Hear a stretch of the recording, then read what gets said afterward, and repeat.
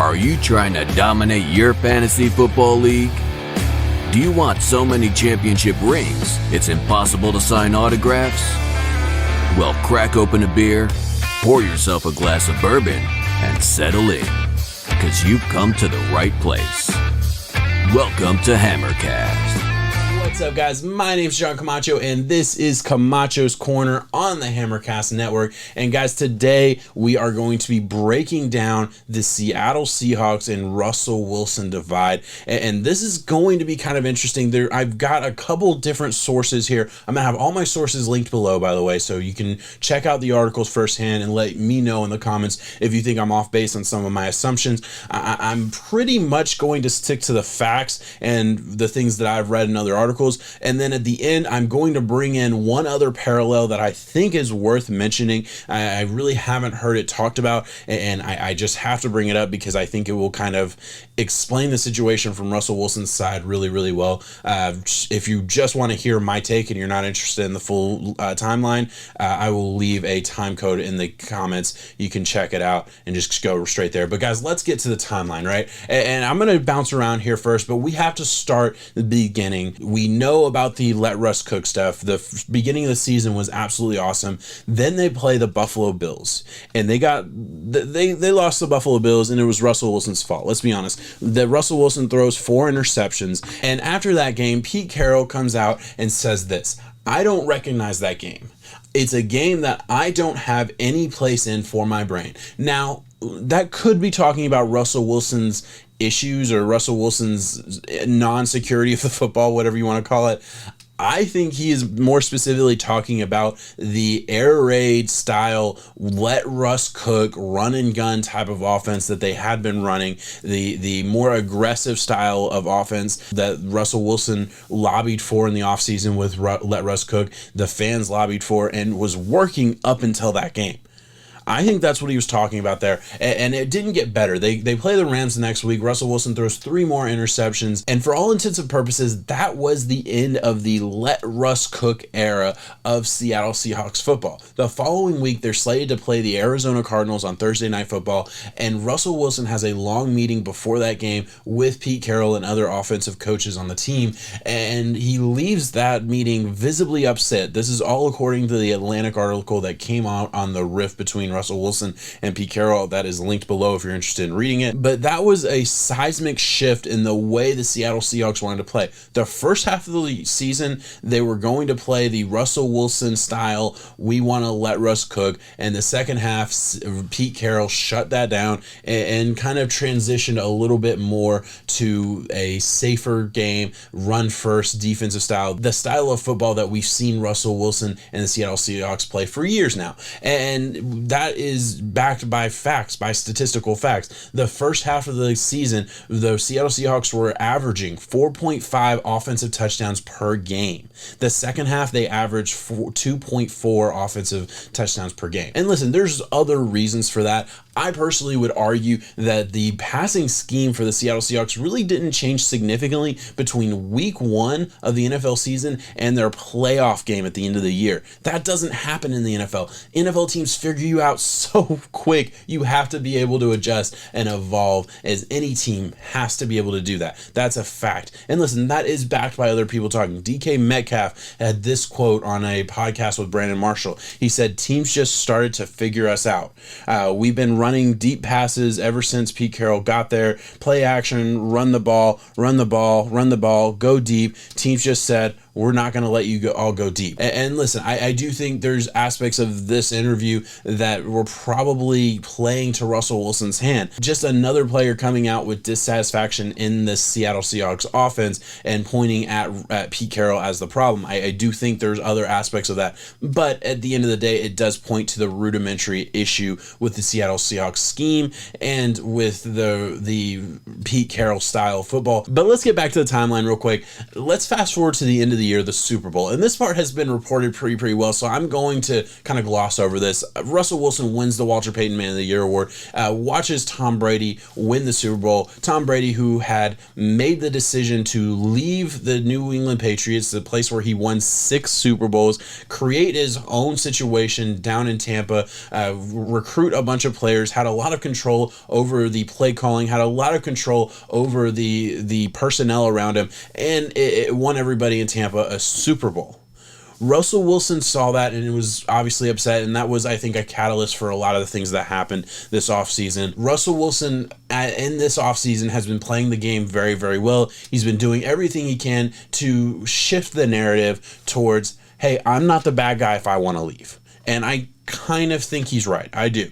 All right. But before we get to that, let's go backwards for a second, because this is not new. And this is part of the issue that I had with the reporting, because I don't feel like enough people are talking about what has really started with this. The first time that we heard about Russell Wilson having issues with the personnel around him was in 2018 offseason, when Jason Lockenfor reported that Wilson is contemplating his football mortality with the offensive line still a significant concern. After that report, we had heard multiple rumors about trades of Russell Wilson. This is when we start to hear rumors, right? There were rumors, there were significant rumors, and there are many reports out there that there was trade talk between the Browns and the Seattle Seahawks, trading Russell Wilson to the Browns for the number 1 pick that they ended up spending on Baker Mayfield that year, right? So that's kind of where we're at in the time frame. That happened. According to everything I've seen, that happened. And then again with the Giants, there were trade talks of him going to the Giants, or at least there were rumors of trade talks that he was going to go to the Giants. This was right at the end of Eli Manning's career and before they drafted Daniel Jones, so right in that time frame as well. This is not new. This is not something that Russell Wilson is just now dealing with. This is not something that is out of the blue. And I definitely don't believe that this is something that is just news because it's kind of this dead period in the NFL. There's not a whole lot to talk about. I think this is real. And guys, this is where we start to get into my theory, right? Because the connection between Russell Wilson and Tom Brady has been well publicized, and I do think there's some real merit to that. But what I think is even more interesting, and I think even more of a serious thing that we should talk about, is the connection between Russell Wilson and Aaron Rodgers. There are some clear connections that I can make. There's some dots that I can connect here between the situation with Russell Wilson right now and Pete Carroll and the situation that Aaron Rodgers had with Mike McCarthy. Rodgers and McCarthy had issues for years before their eventual divorce. They consistently made the playoffs, but were not able to get over the hump and win a Super Bowl after winning one early on in Aaron Rodgers' career as a starter with the Packers, right? Very, very similar to Russell Wilson winning that Super Bowl early. Obviously, they made it back the next year, which was different than what the Packers did. But ever since, they've missed the playoffs once in a 9-7 season. Other than that, they've made the playoffs every year that Russell Wilson has been there, and they just have not been able to get to the Super Bowl since that Super Bowl loss to the Patriots. They consistently decided not to surround Rodgers with pieces that he would have liked, right? And this is a little different because Russell Wilson is more asking for offensive line help, so he's not getting hit every 5 seconds. And Rodgers was asking for wide receiver help and pass catching weapons that he just really never got while in the McCarthy era. Even really running back, because Aaron Jones was a late round pick that came in right at the end there. But Aaron Jones has come on in the LaFleur era. I would argue that Aaron Rodgers really never had a great running back either. So that's another aspect of it that I think is connection. Simple offensive scheme with head coaches that are stuck in their ways. This is a big one for me. Listen, people might disagree with this. I know Mike McCarthy is the head coach of the Cowboys, and I'm laying on a lot of crap. I didn't agree with the hire for the Cowboys. I'm not a big fan of McCarthy. It is what it is. When he was with the Packers, that scheme was stagnant. It was a little bit more pass heavy, but it was stagnant. It was old. It was obvious. And Rodgers went so far as to change the play at the line because he didn't believe in the scheme. Russell Wilson lobbied all offseason last year for let Russ cook because he doesn't believe in the scheme. All right, connections can be made. And then finally, both Rodgers and Wilson are responsible for the continued success of the organization. The only time the Packers really started to lose was when Rodgers was hurt. And then he came back, got hurt, and played through it, and they didn't play great that year, and then McCarthy finally was gone. But Russell Wilson has played great. Aaron Rodgers played great. And honestly, I would argue both of them in their prime underperformed from what it should have been. They should have been a lot more successful than they were able to be. And I would point at the head coach as a partial reason for that. Obviously, there are other factors, but we can't get into everything. This video would be 6 hours long. So those are the connections. I believe it is very, very real. And here's the thing. Rodgers was 35 years old when they finally got rid of McCarthy and they were able to get away from that scheme and kind of change everything up. Since then, they have gone 13-3 twice and made it to the NFC Championship 2 years in a row. I would argue that if Rodgers was able to get away from McCarthy years before, they might have already won another Super Bowl by now.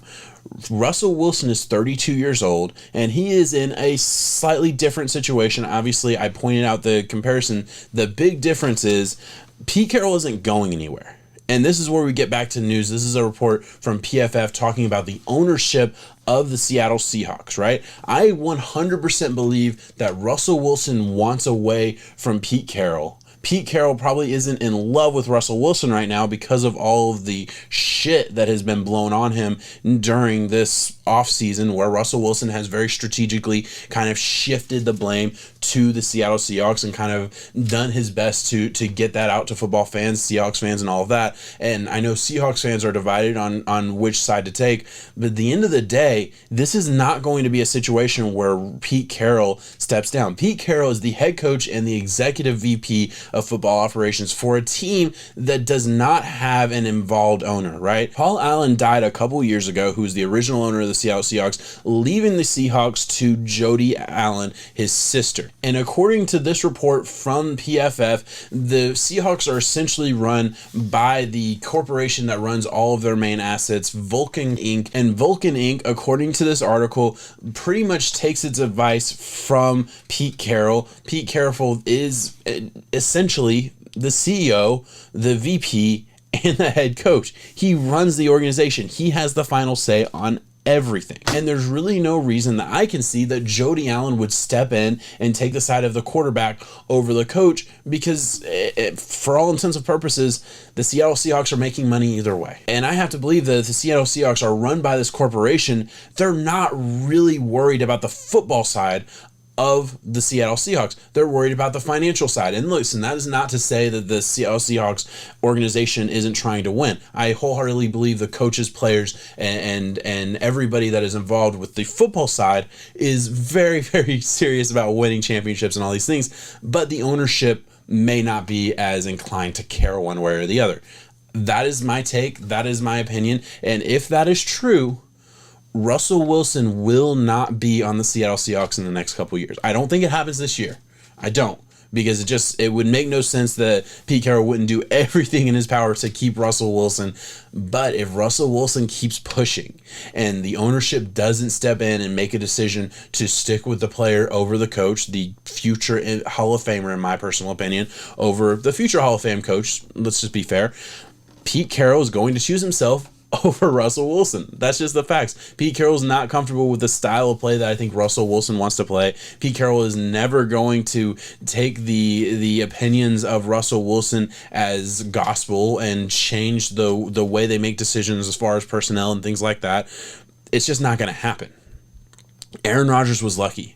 He was able to get away from a lackluster coach that I think was holding the Packers back. Russell Wilson might not be able to.